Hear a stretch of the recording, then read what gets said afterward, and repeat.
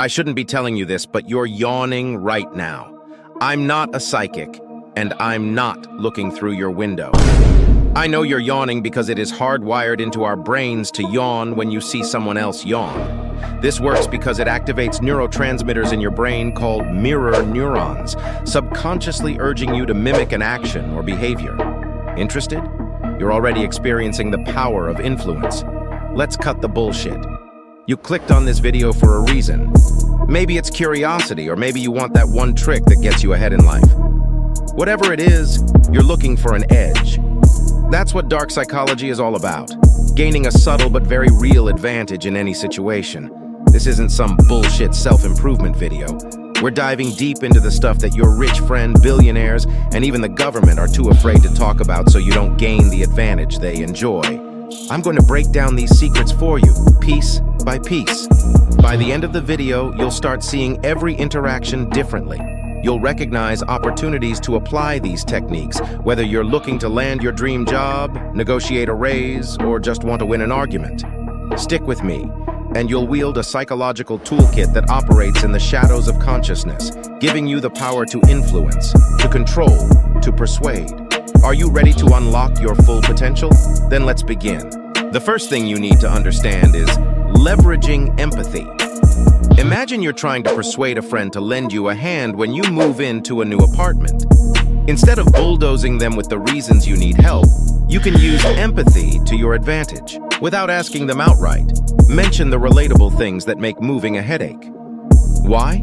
Because you're tapping into their emotional reservoir, unlocking a natural urge to help. What's happening in their brain? The moment you connect emotionally, oxytocin is released. It's the chemical that bonds, that fosters trust, giving them the urge to lend a helping hand. But what if they push back, or they're wise to what you're doing? This is where it gets interesting. You pivot. Instead of pressing, you withdraw and throw in a sprinkle of reverse psychology, insinuating that maybe they're right, and maybe you should ask someone else.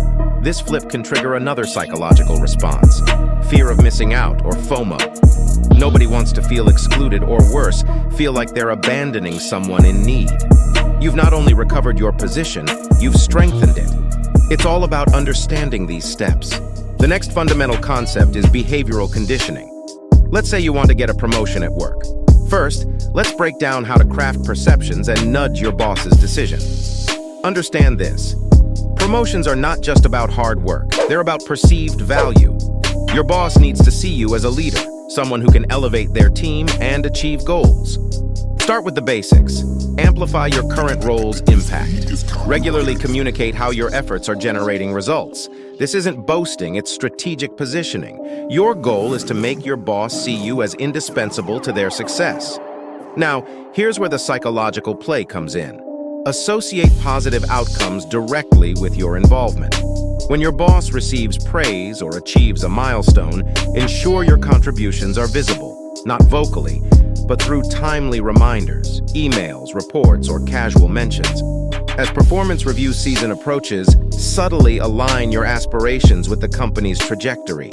Express your commitment to the company's goals, and casually imply how a new position could help further these aims.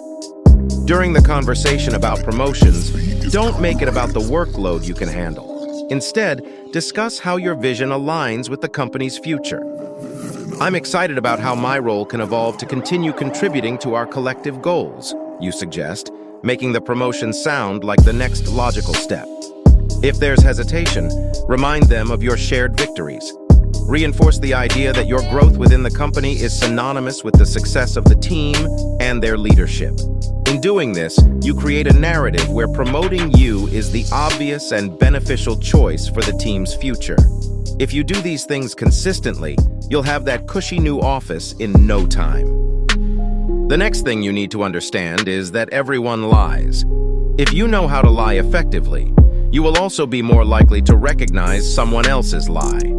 Once you learn what I am about to show you, the truth behind people's intentions will be illuminated, leaving you on top in more situations than not. Lying is like playing chess. It's not about the pieces you move, it's about the moves your opponent believes you're making.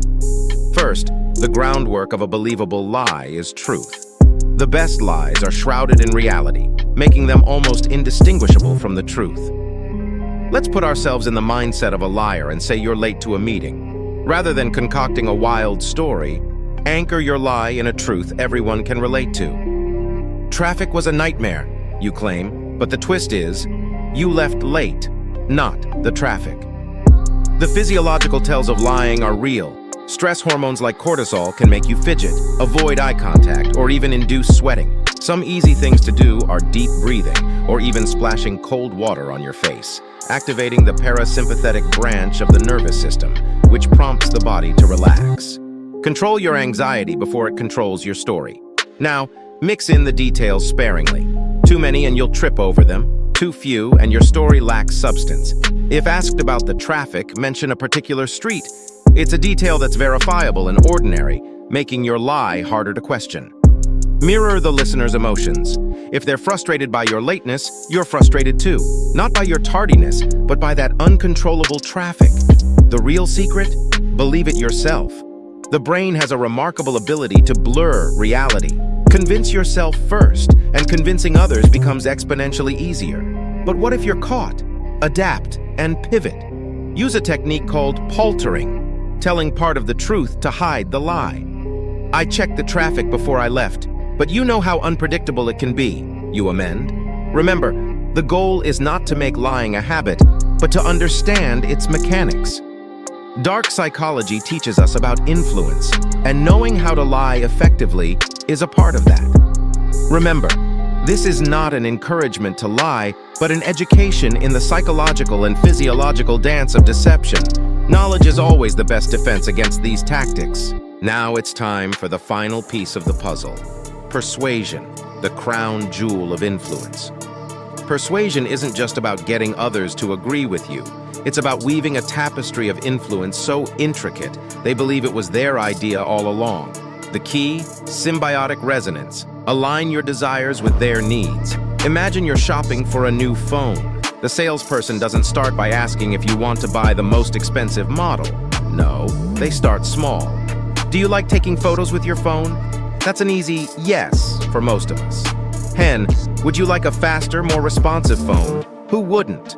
Another yes climbs the ladder. Each affirmation subtly commits you to the conversation, making it progressively harder to back out. Why? Because of the consistency principle in psychology. We strive for consistency in our commitments. It's how we maintain our self-image. If you hit resistance, it's not the end. It's a negotiation. Listen and adapt. Persuasion is a dance, and you must be attuned to the rhythm and tempo of the other person. In your arsenal now, you have the tools of emotional leverage, manipulation, influence, conditioning, and cognitive control. Use them wisely. Subscribe and hit that bell so you don't miss out on part 2.